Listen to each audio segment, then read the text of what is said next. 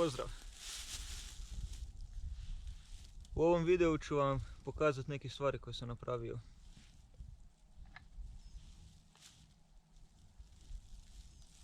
Pokazat ću vam ovu drvenu kuhaču koju sam napravio od drveta i alat koji sam napravio koji mi je bio potreban. Ovaj video će biti dosta laganini, bit će u komadu, tako da ako bude nekih grešaka neću sjeći, neću spajati, neću editati, ovako ću snimiti i objaviti. I to je to. Tako pokazat ću vam još neke stvari, pričat ćemo o nekim temama.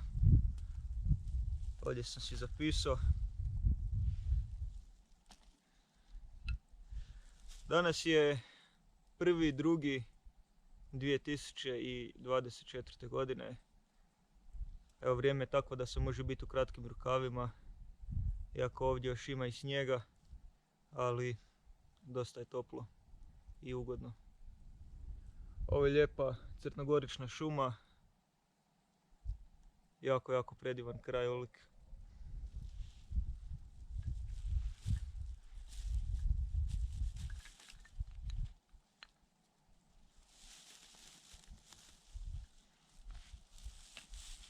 Pokazat ću vam neke čajeve koje sam brao ovdje i tako. Da počnemo od ove drvene kuhače. Koristio sam komad smreke, kvalitetni komad koji sam mogao naći. Znači, dio procesa sam snimio, ali evo, ovo je konačan proizvod. Kako izgleda, nadam se da će se vidjeti lijepo.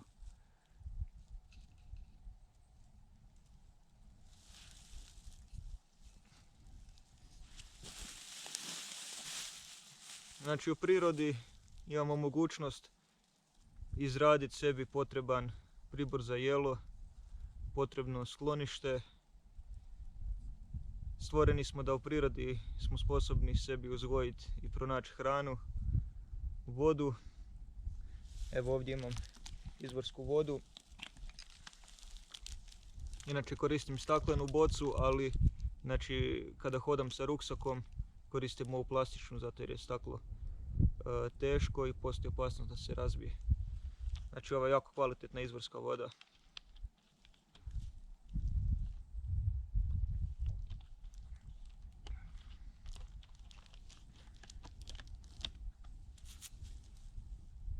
Znači, možemo napraviti sve što nam je potrebno u prirodi. Ne trebamo kupovati, ne trebamo koristiti nikakve umjetne stvari.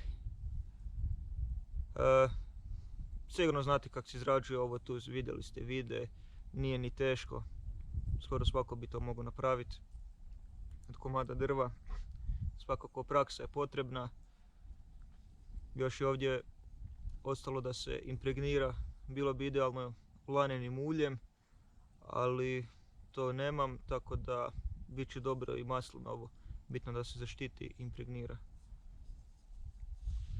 I sad, kad sam izrađivao ovo tu, znači ovo sam od komada drva, znači rascijepio sam cjepanicu na pola i tako dobio jednu kao dasku, fosnu. Nacrtao žlicu, sa ugljenom se može nacrtati ili grafitnom olovkom, nebitno. Znači, nacrta se tlocrt i onda se ovo, znači, skida sa sjekirom u grubo i onda se sa makljom skidaju ovi uzdužni slojevi. Znači, moraju se pratiti godovi kako ne bi puklo. I maklja, znači draw knife na engleskom, ne znam koji još naziv, strugač kore, ovako, znači oštrica metalna, dvije ručke i skida se, to je odličan alat. Može se improvizirati od noža, znači od običnog noža ili bushcraft noža. Ovdje se zabode, znači, komad drva, primi se to drvo iza ručku i tako se skida kora. I onda sa malim nožićem se skida ovdje sloj po sloj, lijepo oblikuje se. I onda ostane jedan problem, znači ovdje tu ostane, znači, drvo koje se treba izdubiti. Znači, treba se napraviti rupa unutra, naravno, i za to nisam imao alat i odlučio sam napraviti taj alat. Evo, ovdje je.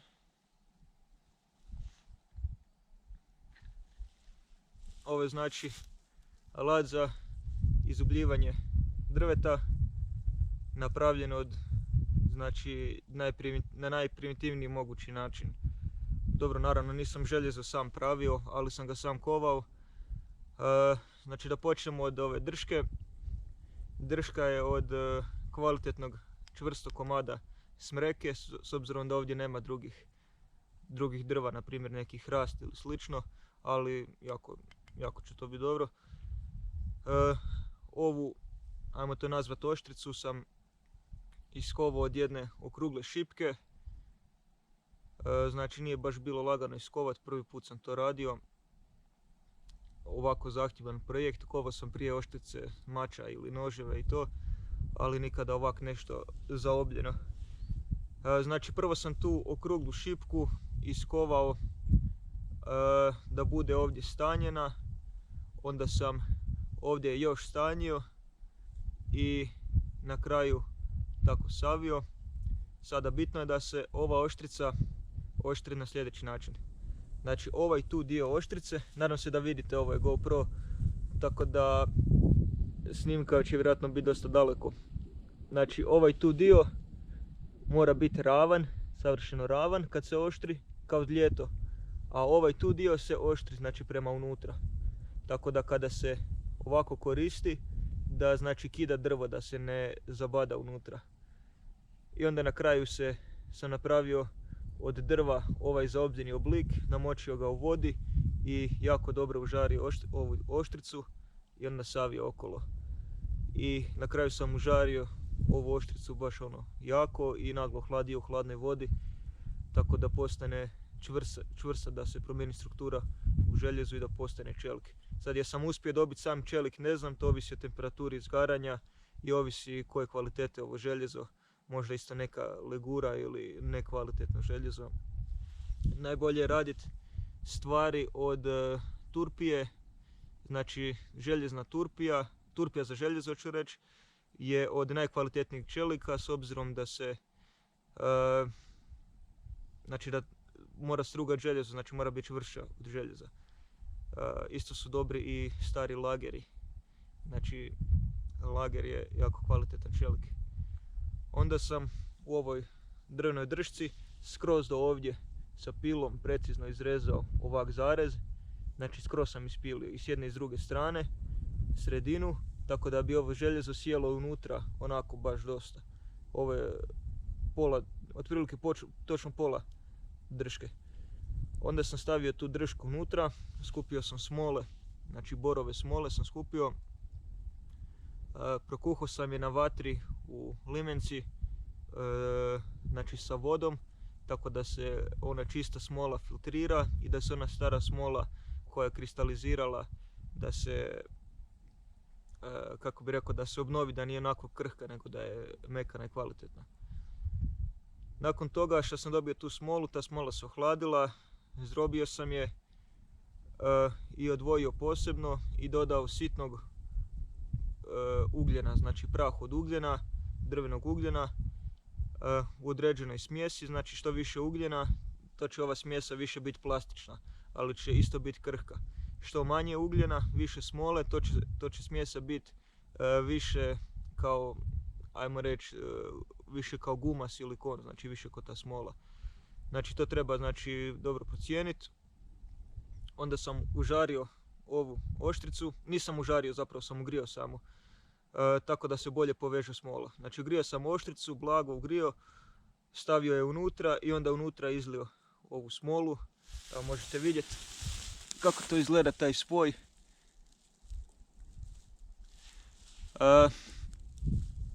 Onda sam stavio tu smolu unutra sa većim postotkom, znači smjesu sa većim postotkom ugljena, tako da ovaj dio bude čvrst, plastičan. Evo možete vidjeti, ovo je, evo ne može se ni s noktom zarezati.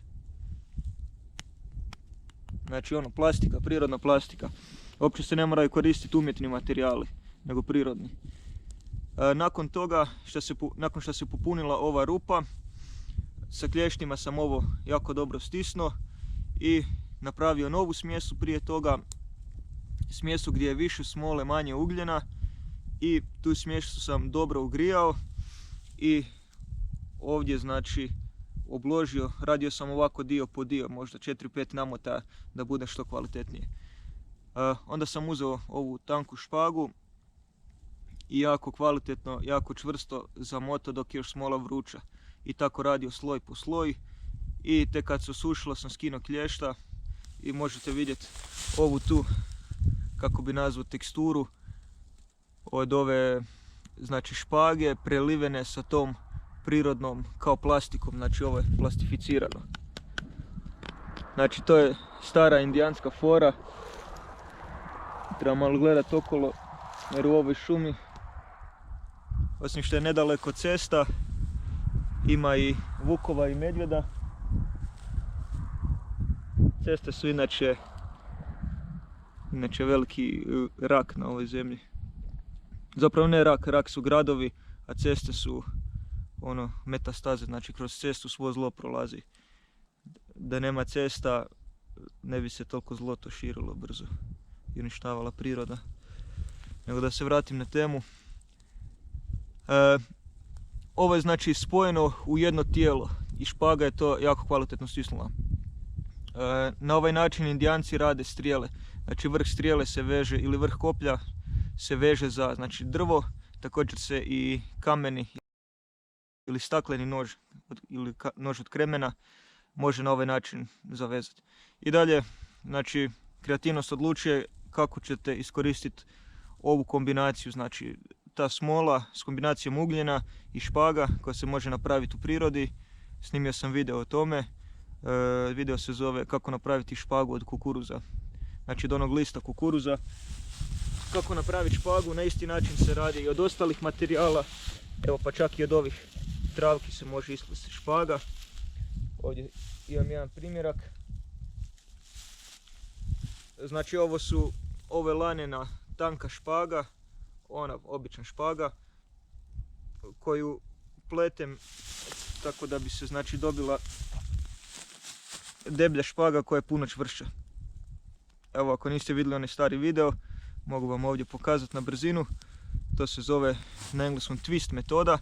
Znači jedna nit se savine u ovom smjeru, zamijeni se sa sljedećom i onda se ova nit opet zavrne u istom smjeru.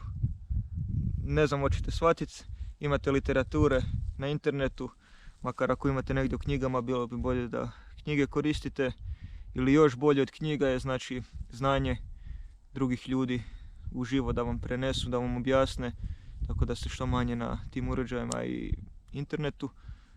Evo ga, znači ovako, i to kada naučite to se radi, znači možete paralelno, ne znam, gledat ovako ovaj prekrasan pogled, razmišljati i vaše ruke same rade. Znači to je najbolje, kao što sam rekao u onom videu, na primjer iskoristiti ugodno sa korisnim. Na primjer, ako lovite ribu, zabacite štap i umjesto da zujite okolo, možete evo izrađivati ovakvu špagu. Kada dođe griz, onda pustite ovo, izvadite ribu. Znači tako se radi ta špaga. Na isti način se radi od raznih niti, znači može se raditi od koprive, od konoplje, od sjena, znači od bilo čega što ima niti. Znači od sloja ispod kore, podkora. I tako možete ovu špagu od ove špage napraviti još deblju, spojiti, pa onda još deblju, možete napraviti beskonačno duge špage, što je jako, jako korisno u preživljavanju i u životu u prirodi. I takvu špagu sam iskoristio za ovo i znači dobio sam alat sa kojim se znači dubi drvo. Bez tog alata, znači sa ravnim nožem, nikako ne bi mogao dobiti ovu udubinu. Postoji još jedna primitivna metoda, baš jako primitivna, znači bez ikakvih alata da se može napraviti. Znači stavi se, mora biti suho drvo, stavi se komad žara, ovdje okolo se stavi znači glina ili znači blato i tako se znači puše u taj žar i ta toplina sagorijeva drvo i dobivate željeni oblik. Sad je najbitnije znači manipulirati tim žarom, znači šta želite da izgori, šta želite da ne izgori. Ono što želite da ne izgori manipulirate znači sa glinom, tako da se dobije znači željena rupa. Tako se mogu probušiti rupe u gredama, da se naprave tesarski vezovi, spojevi. Može se napraviti od trupca drva velika zdjela za vodu ili za nešto prenositi, tako raznih kombinacija. Također kad smo kod tih zdjela za vodu ili općenito zdjela, znači u nekom slučaju u prirodi kada nemamo opremu iz civilizacije, na primjer nemamo čak ni kantu, nemamo niti vrećicu nekako ili nešto, a trebamo prenijesti vodu, nemamo niti boce niti ništa, iako nažalost boce se mogu danas naći u najzabitijoj prirodi jer je zemlja toliko zagađena. Kako se može napraviti zdjela koja je vodonepropusna? Osim od gline, o tome mogu isto dosta pričati, ali evo sad neću duljiti previše o tome. Znači može se napraviti od gline i ispeći na određenoj temperaturi, a može se isplest košara ili od ovakve špage ili od, na primjer, vrbinih grančica koje se natope prethodno u vodi. Uglavnom napravite košaru, isprepletite da je dosta znači gusta i onda ovu tu smjesu te smole i ugljena, znači sa njom dok je smjesa topla, znači oblikujete, izolirate znači tu košaru i dobijete potpuno vodootpornu zdjelu u kojoj možete prenositi vodu ili ne znam sitni pijesak ili što god želite. Znači ova smola je potpuno vodootporna, sa ovom smolom se mogu znači brtviti rupe, bilo to rupa na primjer Indijanci su koristili za brtvljanje kanua. Oni su izrađivali često kanu od kore, od brezine kore i spojeve su brtvili sa ovim. Znači ugrijali su to i evo sad imamo ovdje jedan primjerak. Ovo je znači ta smola, a vidite tvrda ko plastika. Samo na velikim temperaturama, na primjer uz vatru ili na jakom suncu, ona se znači razmekša. To je ta mana, ali pošto je kanu u vodi, znači temperatura nikad nije visoka i sa time se može zabrtviti. Znači da je totalno vodonepropusna. A može se izolirati cijeli kanu. Sad ne znam je li bi popucalo, to još nisam siguran. Ali u ovu smjesu dok je tekuća mogu se dodati određene niti. Na primjer niti ispod jednog sloja kore, određenog drveta. Ja mislim da bi možda vrba bila dobra, nisam siguran. Znači tanke ovako niti da se unutra pomiješaju dok je smjesa topla. Eto, umjesto osim što su ceste zagađene, što je priroda zagađena cestama, nebo je zagađeno avionima. To je nevjerovatno. Ja mislim da se ne može pobjeći od ove civilizacije i imati mir u skladu sa prirodom.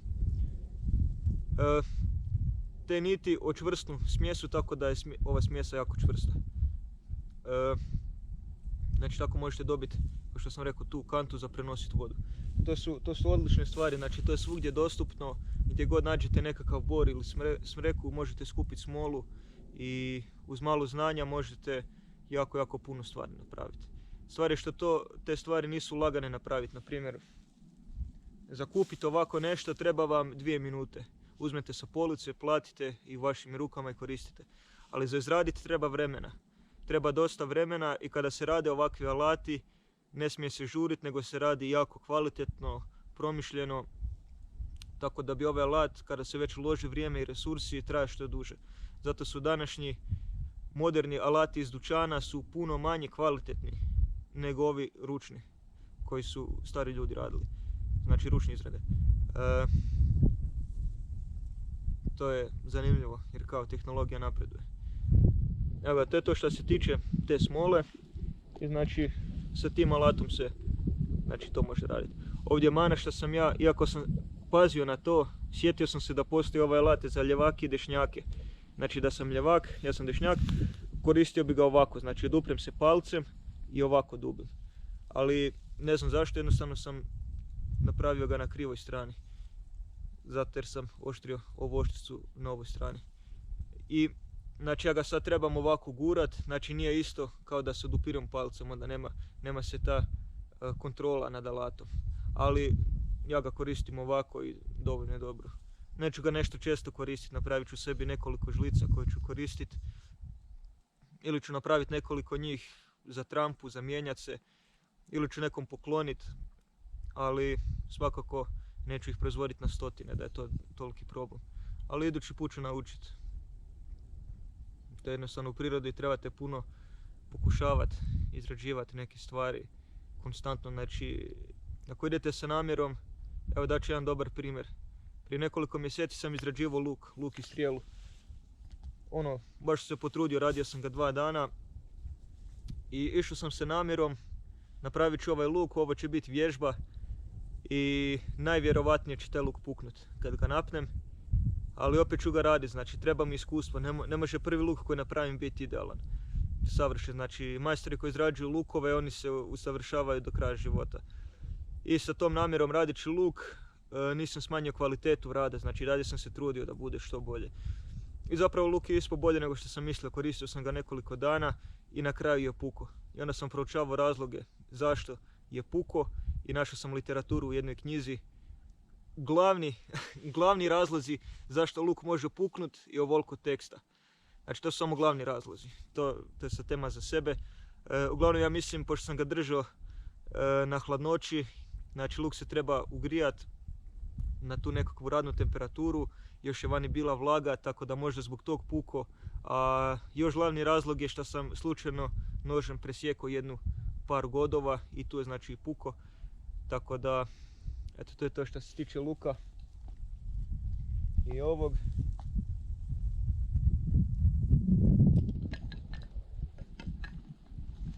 Evo ovdje koristim ove platnene lagane torbice, odlične su znači za skupljanje čajeva, smotaju se u džep. Ovdje ima znači da se ovako zatvori. Imam ih nekoliko, dobro je za organizirati opremu u ruksaku. Znači stavi se određene stvari, na primjer prva pomoć ili kako već želite organizirati stvari. Ovdje sam napisao znači natpis i samo sam stavio te module u ruksak, tako da taj ruksak nije kao neka puna vreća puna stvari, da trebaš tražiti stvari kada ti trebaju, nego samo otvoriš, nađi šta ti treba, sve organizirano i znači to ti skraćuje vrijeme znači korištenja, pogotovo ako je nešto hitno, na primjer prva pomoć. Izbaciš ovdje ovu špagu, piše prva pomoć, izvadiš, znaš šta te čeka unutra. Znači ta organizacija u prirodi je jako bitna. Organizacija stvari, opreme, sveokupnog života, znači kada se pogotovo, znači ja sam nomad, kada se nastanite na nekom području privremeno, bilo to par dana, par mjeseci, par tjedana, bitno znači organizirati se taj kamp, da znate gdje je voda, gdje uzimate resurse, na primjer gdje ćete uzeti smolu, gdje ćete uzeti drvo potrebno, koliko ima drva za vatru, za ogrjev, znači procijeniti koliko, znači s obzirom da se ta drva troše, hoće biti dovoljno za taj period koji ste mislili biti ovdje. Ako nema, znači skupljate stvari i znači idete dalje. I to je još jedna stvar koju sam zapisao da vam želim prenijeti. To ću snimiti vjerovatno poseban video. Jedna jako zanimljiva stvar. Evo vi koji ste ovdje već 20 minuta, vjerovatno ste malo strpljiviji, pa ću vam ukratko reći. Tema transport. Pogotovo u nomadskom stilu, ali i u stacionarnom stilu, jako je bitan transport stvari. Zato je jedan od najvećih izum kotača. Zato jer je uvelike znači doprinio čovječanstvu. U nomadskom stilu imate određenu opremu koja vam treba za život, znači to su stvari koje imate sa sobom, je sve što imate. Znači ne postoje neke stvari koje su negdje tamo, znači sve što imate u sebe, to je to. Znači zato te stvari trebaju biti kvalitetne, lagane, dobro probrane i dobro organizirane, tako da znate šta se koristi od opreme, u kojoj situaciji, šta vam ne treba, znači ne isplati se nositi, i to je znači proces koji traje zauvijek. Znači uvijek se, kao što sam rekao u jednom videu, oprema što se nalazi u mom ruksaku, ruksak sam promijenio, ovo je puno bolji ruksak, znači te stvari u ruksaku se konstantno mijenjaju, ovisi kakvu opremu nađete, napravite, kakvu opremu potrošite da se mora baciti, ovisno o godišnjem dobu i tako dalje. Znači ovisi hoćete imati dugu robu na sebi ili kad je ljeto dugu robu imate u ruksaku. Transport. Znači, ovih dana sam napravio jednu napravu, jedno, može se reći, prevozno sredstvo koje je jako dobro za transport. Znači, u stacionarnom stilu, ljudi koji žive na jednom mjestu, znači bila to neka brnara, kućica, kako god, ili u šatoru, nebitno, ljudi koji žive stacionarno i dalje im treba nekakav transport. Tako da trebaju prevoziti, na primjer, kamen da bi izgradili kuću, trebaju prevoziti drva za ogrjev, trebaju prevoziti, ne znam, možda ljude ranjene, možda, ne znam, životinju ili bilo šta, znači što se treba prevoziti, teško je sve na leđima nositi. Tako da se koristi, znači, jedna naprava, neću vam puno govoriti o njoj, napravit ću poseban video, neki kadrove sam snimio, još jedino uvod nisam snimio. Tako da transport je jedna jako bitna tema, pogotovo za nomade koji, znači, putuju, koji se sele. Bitno je tu opremu, znači, na neki način prenositi da se ne opterećuje tijelo previše. Evo ovdje u ruci imam frulu jednu, dosta, nažalost, nekvalitetnu, zato jer tonovi nisu točni u potpunosti, ali ovo je, ja sam ga nazvao nomadski instrument. Također su čobani koji su na neki način bili nomadi, oni su stalno negdje putovali sa stokom, oni su koristili ovaj instrument. Kasnije možda zasviram nešto, nisam nikakav profesionalac, ovako po sluhu sviram i ono, inače se bavim glazbom, sviram nekoliko instrumenata i evo sada učim ovaj instrument jer je to jedini instrument koji mogu nositi. Klavir i bubnjeve ne mogu nositi sa sobom, nažalost. Ima još dva nomadska instrumenta koje vam možda drugom prilikom pokažem, isto su ovako mali.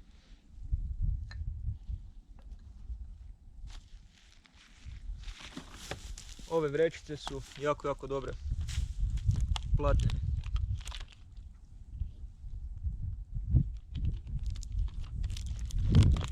Te vrećice uvijek trebaju biti u džepu, znači kada se šeta prirodom. Evo baš sam ovih dana nabrao raznih čajeva, ono nikad ne znaš šta ćeš naći. Ne znam, našao sam smolu pa sam našao, evo ovdje ćemo vidjeti. Znači čaj sam napravio od vrbine kore. A vidite, vrbina kora već se posušila. Znači taj čaj je dobar za zglobove. Mlada vrbina kora u proljeće je jako dobar, znači to obavezno imam u ruksaku, i one mlade ovako grančice. To je, znači, u slučaju prehlade jako dobar lijek. Ovo su brezini pupoljci, znači vidite, ovo je sad rano proljeće, sad je 1.2., ali s obzirom da je ovo sunce, znači već danima, sam u kratkim rukavima, tako da ovo umjetno vrijeme je, znači, zbunilo prirode i ove biljke i životinje, tako da je jedna breza već propupala na ovim krajevima gdje sam ja. Trenutno se nalazim na području Bosne i Hercegovine, u predivnim crnogoričnim šumama. Zrak je odličan. Znači, to čaj od, znači, šipak, znači mraz ga je i ove minusi su ga totalno, znači, onako razmekšali, nije onako tvrd, tako da je dobar ovako i za izraditi pekmez, a ja ga volim ovako malo i pojest, bude onak slatkast.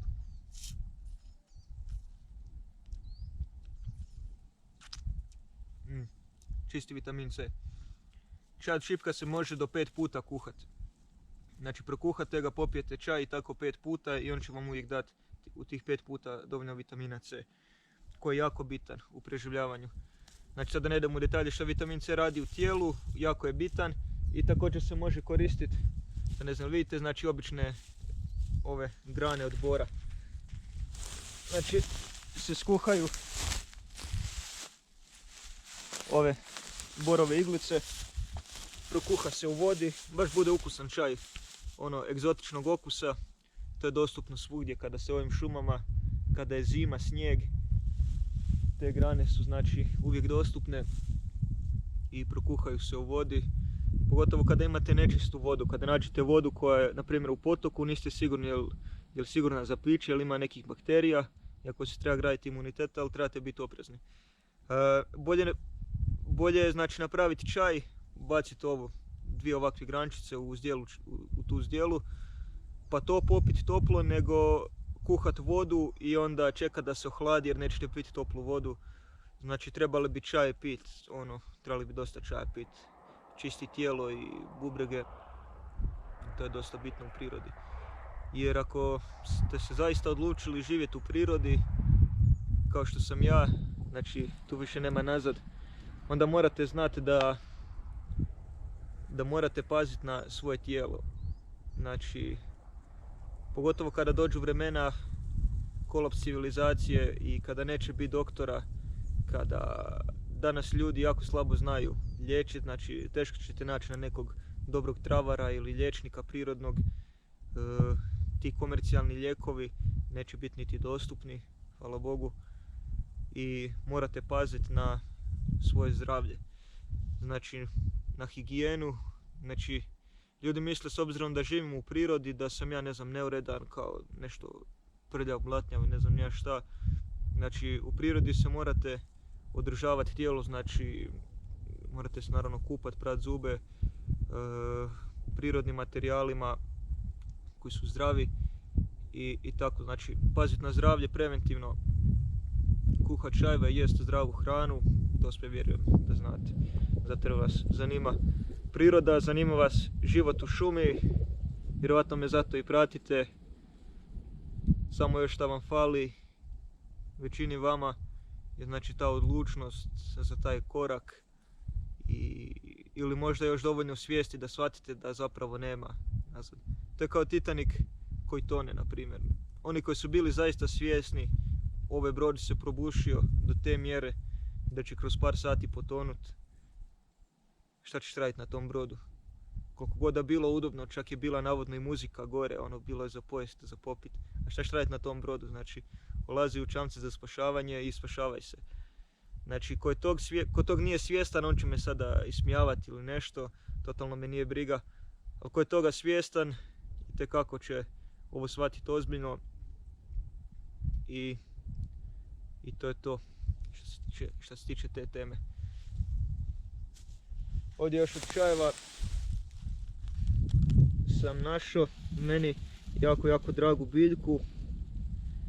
To je borovica. Ako ne znate kako grm izgleda, možete naći na nekoj literaturi. Obavezno naučite ovu biljku ako još niste. Znači ovo su bobice, smiju se pojesti nekoliko njih dnevno. Ne bih preporučio više zato jer je znači vrlo zdrava. Postoji opasnost od predoziranja. Znači nema potrebe više od 3-4 bobice, ovisi ili veća ili manja. Ali koristi se za čaj, znači te bobice se suše, jako su zdrave, jako su male i znači osuše se normalno. To su ko mali češeri, onako, nije ko borovnica, nego su baš češeri, onako okus smole ima, jako ukusno meni, u svježi dah. Osuše se i lako se uskladište i kuhate si čaj od toga. Ovaj video je ko nekakav stream, nisam zamislio ništa ekstra, ništa editat, trošiti vrijeme na to. Znači koga zanima, slušat će ovako u jednom komadu, od svega pomalo, malo da vam se obratim nakon dugo vremena. Kad sam još sam nešto ti reći. Evo ovdje vidimo paprat. Paprat je odlična za izradu podloge za spavanje, one slamarice kako se zove već. Znači nabacite paprat ispod, može se obući u jednu kao posteljinu da dobijete neki madrac i znači udobna je i liječi znači reumu, zdravo spavat na njoj.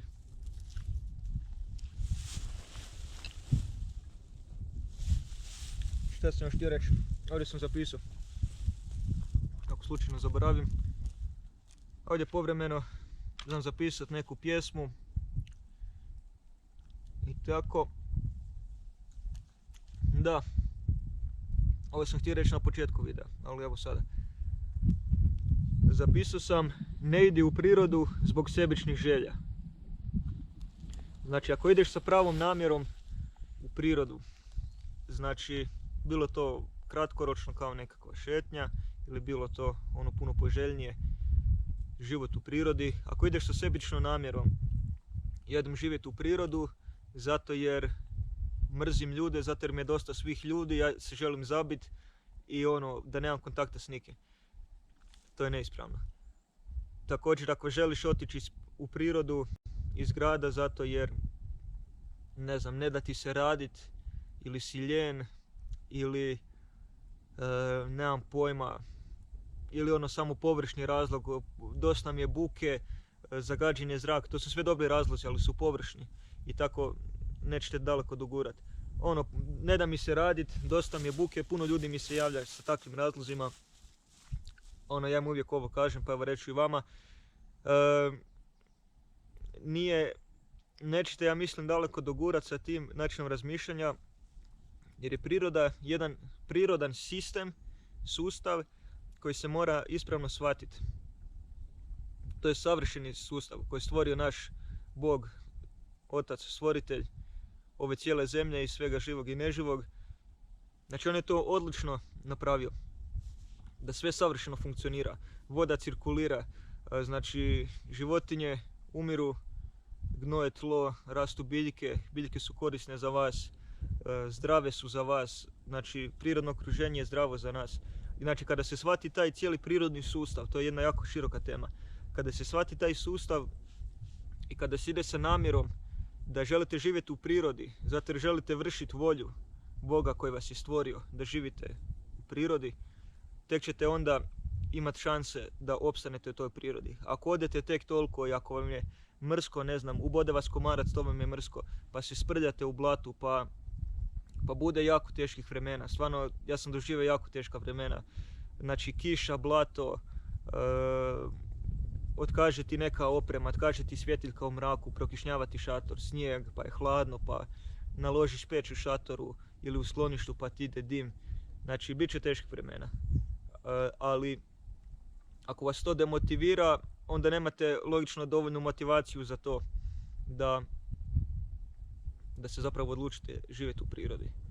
Ali, rekao sam, rađe ću da me pojede sad vuk ili medvjed koji je možda iza mene ili nedaleko od mene, nego da me pregazi auto negdje u gradu. Znači, ne bojim se biti u prirodi. Pazim se, jako sam oprezan, imam znači u sebe mačetu, imam ovdje pepper spray koji bi preporučio svakom, znači, da ga ima. Ne znam koliko je, sigurno se osloniti samo na njega, ali svakako bi ga trebali imati jer nije skup, nije težak, uvijek imati u sebe, znači za obranu od nekakvih ljudi koji vas mogu napast. Bolje da koristite pepper spray nego neko drugo oružje, svakako. Šta sam htio reći? Da, trebate biti jako odlučni za život u prirodi, jer naizgled nije lako i zapravo nije lako, zato jer nije onako kako je zamišljeno. Znači, nije zamišljeno da budemo sami u prirodi.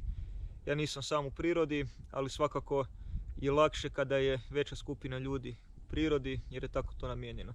Primjer su znači ta stara sela, oni su živjeli u tom slučaju stacionarno, iako postoji i nomadi. Oni su živjeli, znači pomagali su si međusobno, svako je proizvodio nešto.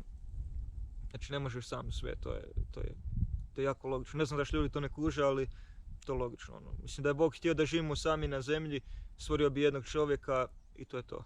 I onda bi on tak radio što želi. Zato jer ima slobodnu volju.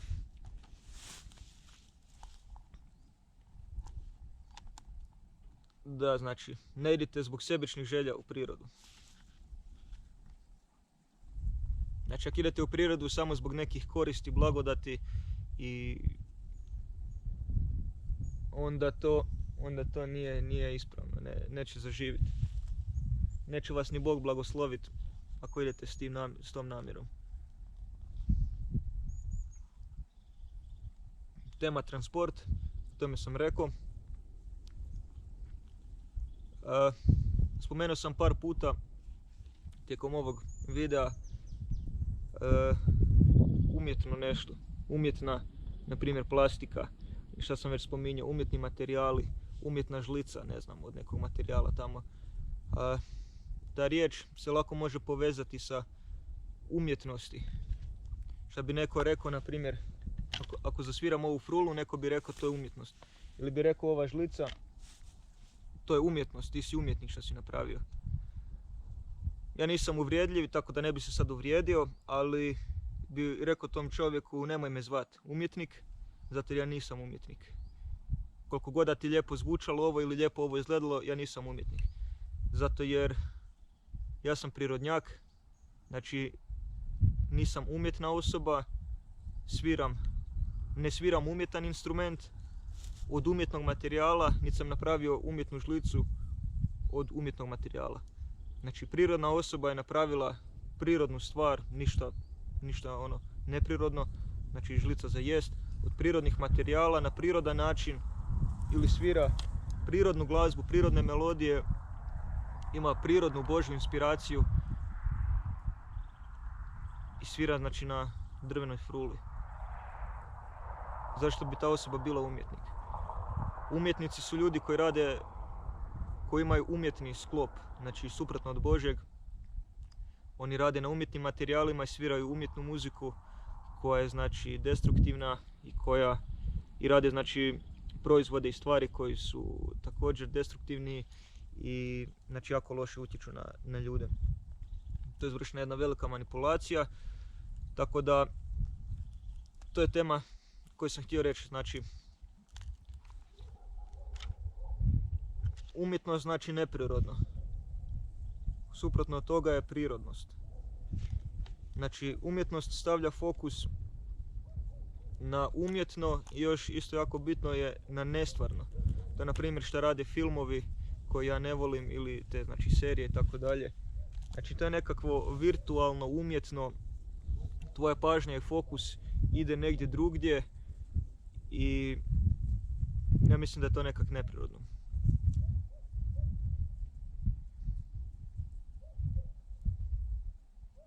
Zato trebamo težiti prirodnim stvarima, prirodnoj muzici, prirodnim ljudima, znači okružiti se sa ljudima koji imaju prirodan sklop.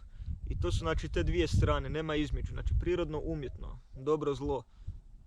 Znači sad će puno ljudi će reći, ne znam, ova civilizacija imaš nekih koristi u njoj.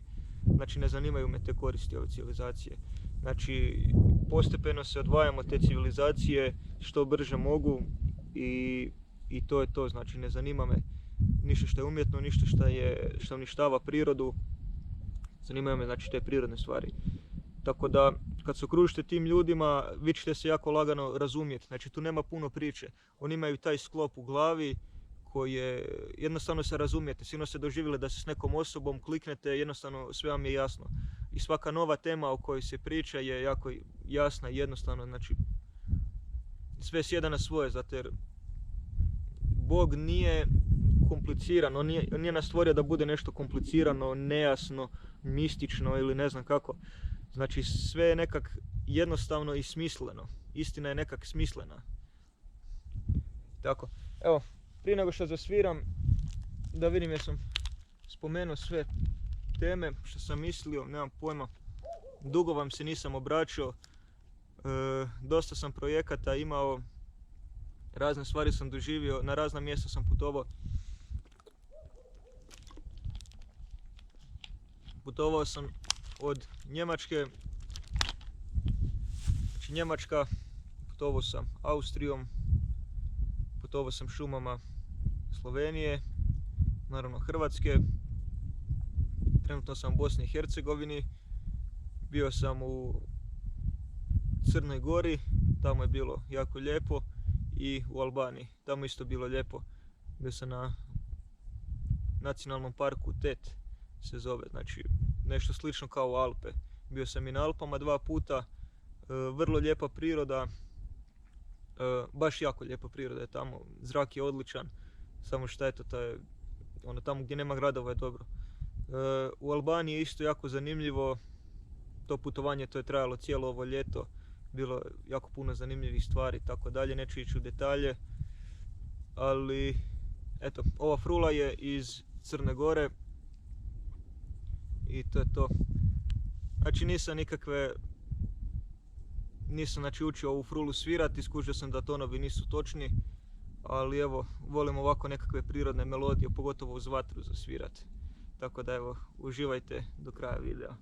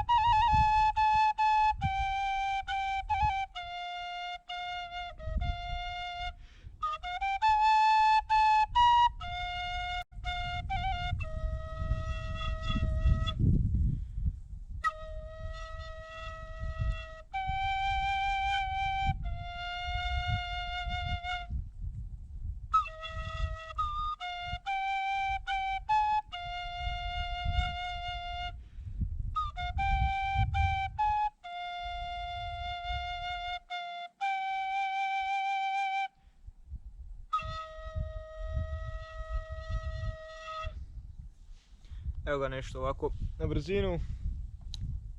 Evo, prije nego što krepa baterija, da se ne bi video cijeli poništio, sve vas pozdravljam, držite se, budite jaki, budite hrabri.